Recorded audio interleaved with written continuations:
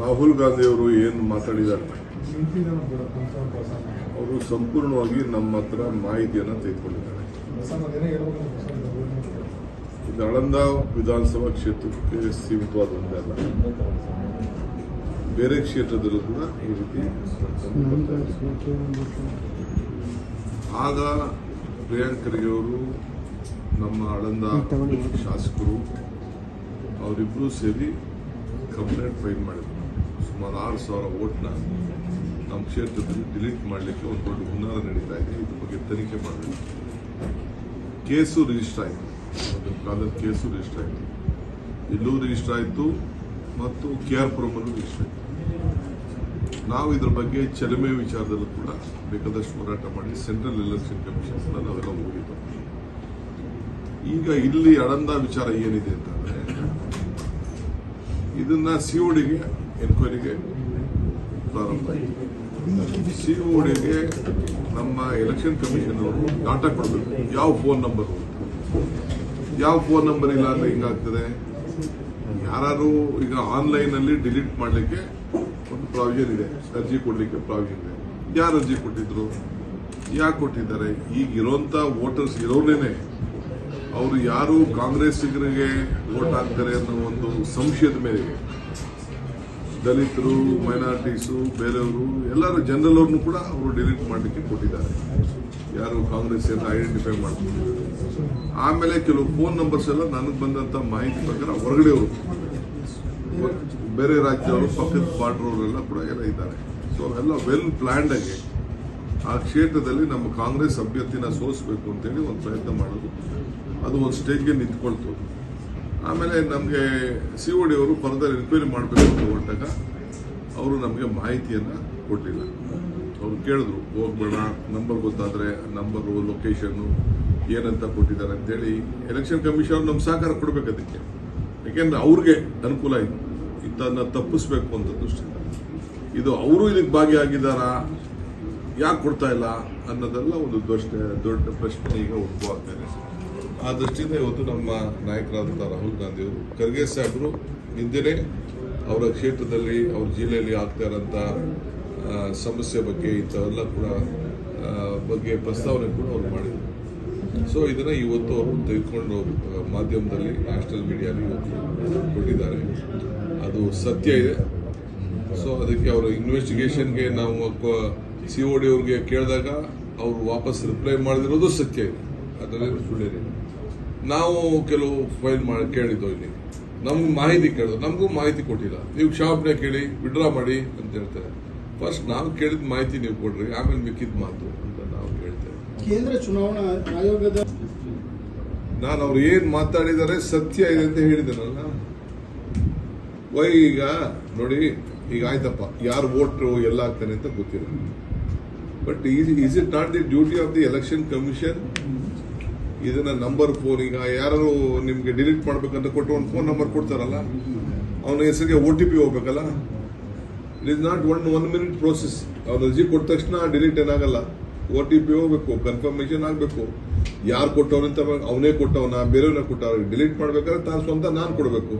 ಇಲ್ಲ ಅಂದ್ರೆ BLO objection file ಮಾಡಬೇಕು. BLA ಅಬ್ಜೆಕ್ಷನ್ ಫೈಲ್ ಮಾಡಬೇಕು, BLO ಬರೀಬೇಕು. ಅದೆಲ್ಲ ಪ್ರೋಸೆಸ್ ಆಗಬೇಕಲ್ಲ. ಇದನ್ನೇ ನಮ್ಮ ನಾಯಕರಾದಂಥ ರಾಹುಲ್ ಗಾಂಧಿ ಅವರು ದೇಶದ ಉದ್ದಗಲೂ ಕೂಡ ನಮ್ಮ ಮತ ನಮ್ಮ ಹಕ್ಕು, ನಿಮ್ಮ ಮತದನ್ನು ಕಾಯಬೇಕಾದ್ದು ಪ್ರಜಾಪ್ರಭುತ್ವದ ವ್ಯವಸ್ಥೆಯಲ್ಲಿ ಎಲೆಕ್ಷನ್ ಕಮಿಷನ್. ಈಗ ಸುಪ್ರೀಂ ಕೋರ್ಟ್ ಅಲ್ಲೂ ಏನು ಹೇಳಿದ್ದಾರೆ? We don't depend on the political parties. It is duty of election commission to protect every citizens, every right ಅಂತ ಹೇಳಿದ್ದಾರೆ. ನಾವು ಕಾಂಗ್ರೆಸ್ ಅವರು ಅಬ್ಜೆಕ್ಷನ್ ರೈಸ್ ಮಾಡಿಲ್ಲ, ದಳದವರು ಮಾಡಿಲ್ಲ, BJP ಅವರು ಮಾಡಿಲ್ಲ. That is not important. ಅವ್ರು ಮಾಡ್ತಾರೋ ಬಿಡ್ತಾರೋ, ಎಲೆಕ್ಷನ್ ಕಮಿಷನ್ ನ್ಯಾಯಬದ್ಧವಾದಂಥ ಮತದಾನವನ್ನ ಹಕ್ಕನ್ನ ಕಾಪಾಡಬೇಕು. ಯಾವಾಗ ಅದಕ್ಕೆ ಸರ್ವೆಗೆ ಹೋಗ್ತಾರೆ, ಮಿಕ್ಕಿದ್ ಹೋಗ್ತಾರೆ, including the deputy commissioner, all will be the employees of election commission, under the control of election commission ಅವ್ರು ಕೆಲಸ ಮಾಡಬೇಕಾಗುತ್ತೆ. ನ್ಯಾಯಾಲಯಕ್ಕೆ ಯಾಕ್ರಿ ಹೋಗ್ಬೇಕು? ಸರ್ಕಾರ ನ್ಯಾಯಾಲಯ ಹೋಗ್ಬೇಕು, ಕಾಮನ್ ಮ್ಯಾನ್. ಪಾಪ ನ್ಯಾಯಾಲಯಕ್ಕೆ ಹೋಗ್ತಾರೆ. ನಾವು ಗೌರ್ಮೆಂಟೇ ಬರೀತಾ ಇದೀವಿ, ಅದನ್ನೇ ನಾವು ಹೇಳ್ತಾ ಇರೋದು. ಸಿಐಡಿ ಅವ್ರ ಪತ್ರ ಎಲೆಕ್ಷನ್ ಕಮಿಷನ್ ಬಂದು ಅವ್ರು ರಿಪ್ಲೈ ಮಾಡಿಲ್ಲ, ಆನ್ಸರ್ ಕೊಟ್ಟಿಲ್ಲ ಅಂತ. ಕೋರ್ಟ್ಗೆ ಯಾಕೆ ನಾವೇನು ಸರ್ಕಾರದವ್ರು ಅವ್ರ ಮೇಲೆ ಕೋರ್ಟ್ಗೆ ಹೋಗಕ್ಕಾಗ್ತದ? ಸಿಐಡಿ ಅವ್ರು ಸರ್, ಸಿಐಡಿ ಅವ್ರು ಹೋಗಕ್ಕಾಗ್ತದ ಅವ್ರ ಮೇಲೆ? ವಿಚಾರನ ತಿಳಿಸ್ತಾ ಇದ್ದಾರೆ ಅಷ್ಟೇ.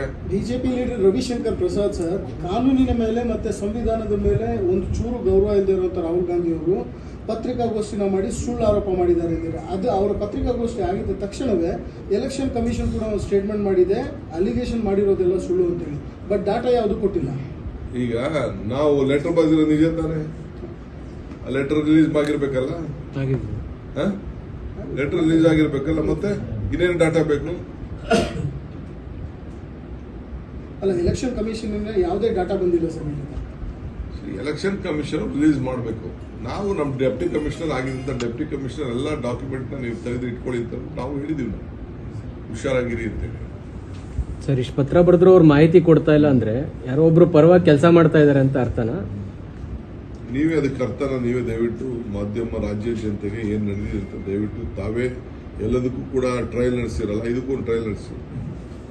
ಚುನಾವಣಾ ಆಯೋಗ ಮಾಹಿತಿ ಕೊಡೋದಂದ್ರೆ ಹೇಗೆ ಸಿಐಡಿ ಇಂದ ಮಾಹಿತಿ ಕಲೆಕ್ಟ್ ಮಾಡ್ಲಿಕ್ಕೆ ಆಗಲ್ಲ ಅಂತಂದ್ರೆ ಇನ್ವೆಸ್ಟಿಗೇಷನ್ ಕಂಪ್ಲೀಟ್ ಆಗಲ್ಲ ಸರ್. ಅದು ಹೇಗೆ sir? That is what I am telling. ಈ ದೇಶದಲ್ಲಿ ಮತದಾರದವ್ರಿಗೆ ಹಕ್ಕಿಗೆ ಭಂಗ ಆಗ್ತಾ ಇದೆ. ನಾವು ಮುಂದಕ್ಕೆ ಬರ್ತೀವಿ, ನಿಮ್ಮ ಓಟ್ನ ತೆಗೆದು ಇನ್ನೊಂದು ಬೂತ್ ಹಾಕೋದು, ಇನ್ನೊಂದು ಓಟ್ನ ತೆಗೆದು ಇಲ್ಲ ಹಾಕೋದು. ಒಂದ್ ಮನೇಲಿ 4 ಜನ ಇತ್ತು ಅಂದ್ರೆ 2 ಓಟ್ನ ಒಂದು ಬೂತ್ ಅಲ್ಲಿ ಇಡೋದು, 2 ಓಟ್ನ ಇನ್ನೊಂದು ಬೂತ್ ಹಾಕೋದು, ಇವೆಲ್ಲ ಕೂಡ ನಡೀತಾ ಇದೆ. ಈಗ ಬಿಹಾರ ಮಾದರಿಯಲ್ಲೇ ಸೆಪ್ಟೆಂಬರ್ 25ರ ನಂತರ ಈ ಮತದಾರ ಪಟ್ಟಿ ಪರಿಷ್ಕರಣೆ ಕೂಡ ಮುಂದಾಗ್ತಾ ಇದೆ ಕೇಂದ್ರ ಚುನಾವಣಾ ಆಯೋಗ. ರಾಜ್ಯದಲ್ಲೂ ಕೂಡ ಇದನ್ನ ಯಾವ ರೀತಿ ಫಸ್ಟ್ ಈಗ ಏನು ಅವ್ರು ಮಾಡ್ಲಿ, ಈಗ ಏನ್ ಮಾಡ್ಬೇಕು ಅಂತಿದ್ದಾರೆ ಅದನ್ನ ನಾವೇನ್ ಅಬ್ಜೆಕ್ಷನ್ ರೈಸ್ ಮಾಡಿದೀವಿ, ಏನ್ ಇಶ್ಯೂ ಕೇಳಿದೀವಿ, ಏನ್ ಇನ್ಫಾರ್ಮೇಶನ್ ಕೇಳಿದೀವಿ ಅದು ಕೊಡ್ಲಿ. ಸಿಒಡಿ ಇನ್ವೆಸ್ಟಿಗೇಷನ್ ಮಾಡಿದ್ರೆ ಯಾರದು ಅಂತ ಈಚೆ ಬರ್ತದಲ್ಲ, ಆ ಫೋನ್ ನಂಬರ್ ಈಚೆ ಬರ್ತದಲ್ಲ, ಯಾವ್ದಾರ ಒಂದು ಫೋನ್ ಅಡ್ರೆಸ್ ಅಲ್ಲಿ ಅವರು ಮಾಡಿರ್ಬೇಕಲ್ಲ. ಇಲ್ಲ ಫೇಕ್ ನಂಬರಾ, ಹೊಸ ನಂಬರಾ, ಇನ್ನೊಬ್ಬ ಮಾಡಿದಾರ, ಅದೆಲ್ಲ ಕಂಪ್ಲೀಟ್ ಇನ್ವೆಸ್ಟಿಗೇಷನ್ ಆಗಲಿ. ಬಟ್ ಬ್ಯಾಲೆಟ್ ಸರ್, ನೀವು ಬ್ಯಾಲೆಟ್ ಪೇಪರ್ ವಿಚಾರವಾಗಿ ಡಿಸಿಷನ್ ತಾಂತೀವಿ ಅಂತ ಹೇಳಿದ್ರಿ. ಈಗ ಸ್ಥಳೀಯ ಸಂಸ್ಥೆಗಳಲ್ಲಿ ಬ್ಯಾಲೆಟ್ ಪೇಪರ್ ತರ್ತೀವಿ ಅಂತ ಕ್ಯಾಬಿನೆಟ್ ಅಲ್ಲಿ ಎರಡು ಕ್ಯಾಬಿನೆಟ್ ಅದು ಚರ್ಚೆ ಆಗಿಲ್ವಲ್ಲ? ಚರ್ಚೆ ಎದ್ದಿರ್ಬೇಕು, ಕಾನೂನಲ್ಲಿ ಅವಕಾಶ ಇರಬೇಕು. ಕಾನೂನಲ್ಲೇ ನೀವು ನನ್ನ ಇದನ್ನ ನೋಡಿ, ನೀವು ಎಲೆಕ್ಷನ್ ಕಮಿಷನ್ ರೂಲ್ಸ್ ಏನಿದೆ ನೋಡಿ. ಎಲೆಕ್ಷನ್ ಕಮಿಷನ್ ರೂಲ್ಸ್ ಅಂದ್ರೆ ಸಂಪೂರ್ಣವಾಗಿ ಅವ್ರಿಗೆ ಬ್ಯಾಲೆಟ್ಗೆ ಅವಕಾಶ ಮಾಡಿಕೊಟ್ಟಿದೀವಿ, ಮತ್ತೆ ಮಾಡಿಕೊಟ್ಟಿದ್ದೀವಿ. ಸರ್ಕಾರ ಶಿಫಾರಸು ಮಾಡ್ತೀವಿ ಅಂತ ಹೇಳಿದ್ರಿ ಸರ್. ಅವಶ್ಯಕತೆ ಇಲ್ಲ, ಆಲ್ರೆಡಿ ಅವ್ರಿಗೆ ಪವರ್ಸ್ ಇದೆ. ಬಟ್ ಅವರು ಕಾನೂನಾಗಿ ಬಂದ್ರೆ ಮಾತ್ರ ನಾವು ಮಾಡ್ಲಿಕ್ಕೆ ಸಾಧ್ಯ ಇದೆ ಅಂತ ನಿಮ್ಮ ಎಲೆಕ್ಷನ್ ಕಮಿಷನರ್ ಹೇಳ್ತಾ ಇದಾರೆ ಸರ್. ನೋಡಪ್ಪ, ನಿನ್ನ ಮಾತೆಲ್ಲ ನಾನು ಕೇಳಕ್ ತಯಾರಿಲ್ಲ. ನಮ್ಗೇನಾದ್ರು ಅಫಿಷಿಯಲ್ ಆಗಿ ಅವ್ರು ರೈಟಿಂಗ್ ಅಲ್ಲಿ ಕೊಟ್ರೆ ಅದಕ್ಕೆ ಕೇಳ್ತೀವಿ. ನಮ್ಮಲ್ಲಿರುವಂತ ಆಕ್ಟ್ ಪ್ರಕಾರ ನಾವು ಕೊಡ್ತೀವಿ. ಅದು ಡಿಲಿಮಿಟೇಷನ್ ಆದ್ಮೇಲೆ ಡಿಪಾರ್ಟ್ಮೆಂಟ್ ಹೋಗೋರಿಗೆ ಅಪ್ರೋಚ್ ಮಾಡ್ತಾರೆ. ಸರ್ಕಾರ will not medal with that.